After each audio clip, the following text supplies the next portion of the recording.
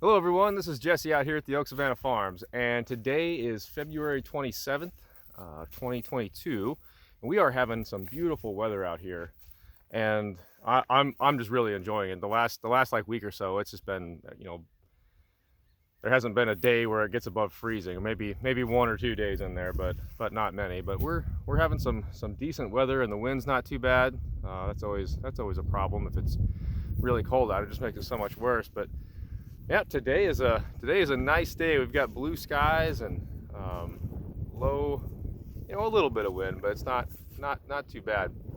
I'm just out here on a piece we call Raymond's, and that's my it's a relative of mine. It used to be his place, so but we're out here on Raymond's place, and I wanted to show you the cutest little calf that I've ever seen. He's doing well. So we've had some luck here in the last week or so. We had a spring calf, and this thing is tiny, really small, and maybe that's a bad thing to some people, but I like it. I don't mind it one bit. We're about over here. I don't want to scare the mom, or the little calf. I want to get you a good shot of her, but this is the cow that had the calf, and that it's just, a really encouraging thing when you get whenever you have an animal on the farm, whenever you have a calf or piglets, anything like that, it's always just like, it just lifts your spirits. It's a really nice thing to have happen on the farm. And of course, she's walking away from me, not going to give me a great shot here, but let me, I'll just pan around here, and maybe I can get a better shot of this little calf. But there's a little bit of a story behind this cow and the cow and this calf. That thing, he's a little guy. He's a little guy. But this cow right here is my favorite cow, you could say. She's got a tag in her ear. She's number 2, but she's got a name. And I know that a lot of people say that's a big no-no, but to me, this is my breeding animal, and it's an animal that I'm going to keep out here on the farm. It's going to be one that's going to stay, and for multiple reasons. One, she's the composition of her body is the way that I want it, and her disposition is like excellent for a beef cow. She's just super nice. I don't know if I want to pet her right now, just because she's got her new calf there, and she could get defensive, which is a good thing. You want your cow to be protective of its young. So that's good. I probably won't pet her, but normally I can walk up to her and scratch her behind her ears. It's great. The other thing about this cow is that, like I said, I mentioned the body composition thing. She definitely has the body composition that I want in a grass-fed beef operation, which is what we do. So we grass feed our cows, and right now I know there's not a whole lot of grass growing out here because it's February, but I guess that's to be expected. But spring, summer, fall, we are feeding grass. We feed forage, and that's pretty much all we feed. So if you look at this cow, there's some characteristics about her body that is like picture perfect for that kind of operation. Like, if you might notice how short she is, or how there's not a lot of space in between the ground and her belly down there. There's not a lot. Look, there's a good picture of that calf. That thing's small. That thing's tiny. I try to get a better shot of her here. Let's see if I can't get a good shot of this calf. Yeah. Hey, little buddy. He's a cute bugger. He is cute. But okay, so there we. This is the mom, and there's just some things about her body composition that I like. She's short and squat. And that's almost the biggest thing she is so small. She's got a big belly, and you want that in a beef cow because they'll have the room to take in all that forage, so that they can keep their weight on without needing to be fed grain. So that'd be another one. That'd be really important, having a big gut on your animal. Well, giving us a little present there. So again, so we've got the body composition, which kind of makes up. You talk about body composition, you're talking about how tall they are, maybe how big the gut is, maybe the brisket, but then also her disposition. We don't want mean cows out here, because we're out here working with these animals pretty close, really. You're talking,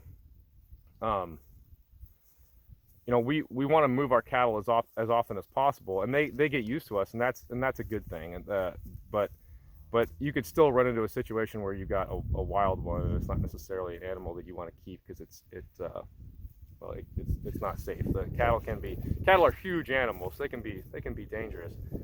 But so this is my favorite cow, right? The number 2. Her name's Curiosity, and she's my favorite cow. Well, the reason she's my favorite cow are the things that I've just talked about. But so what I did was I took I've got a bull. He's a registered Angus bull, and he's a low birth weight bull. So he's already not a huge animal. I bought him knowing that he was smaller, and what at the time the idea was that, oh well, you have a low birth weight bull, you're gonna have what they call calving ease. The cows in your herd are gonna be able to easily have these calves without assistance, and that's the idea behind buying a lower birth weight bull. You've got the small one. But at that time, I wasn't planning on this grass-fed beef operation. It just kind of worked out that way after I discovered that that's what I wanted to do. It's definitely worked out. So I have now taken that cow and this low birth weight bull, and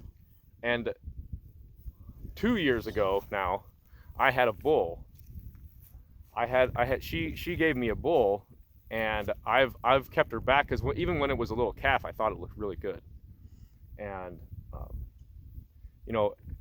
over the years, your old bull is going to get a little bit too old, and he's not going to be the stud that he was in the beginning. So eventually he will have to be replaced, and I think I've got my replacement from that cow, from my favorite cow.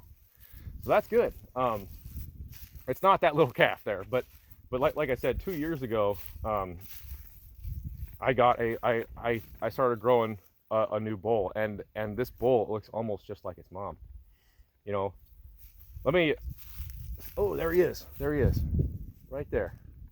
That guy right there. I was gonna try to find him for you, but see this guy right there? That's Baldric. He was small to begin with, and he's still not real big. In fact, he's not any bigger than his mom, and he's 2 years old, which he's basically fully, at least his frame size is going to be where it should be. He's not going to get any taller, but he's small too. And so now I've got these genetics, these grass-fed genetics that I can work with, and it's a really exciting thing to see that I'm still getting these small calves that I can keep in my herd and use,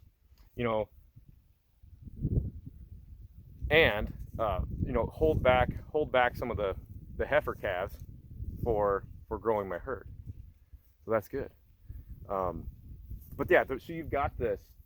He's getting covered up by that one. But this guy right down there, number 6, I named him too, because I think he's going to be the one. And the only reason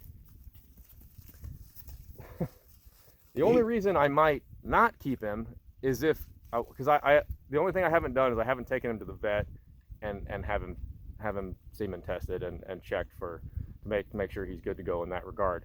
I haven't done that, but my guess is that he's good to go. I mean, the way he acts and the way he's healthy, I think is just fine. And you've got, you know, there's some other things you can look at. You know, you've got scrotum size and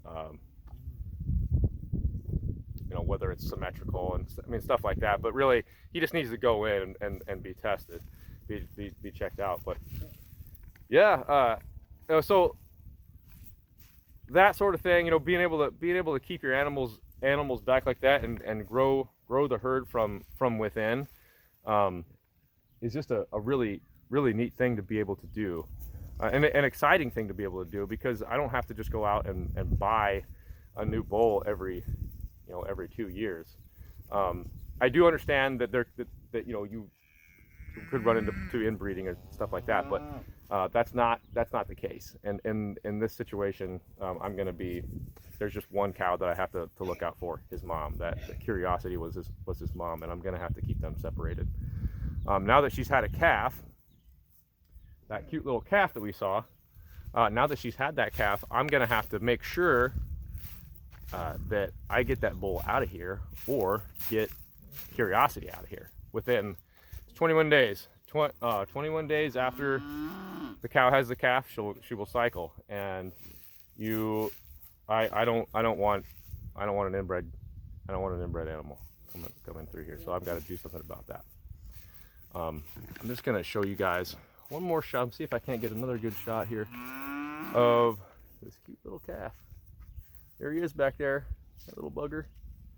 Yeah. Okay. Well, hey guys, thanks for watching.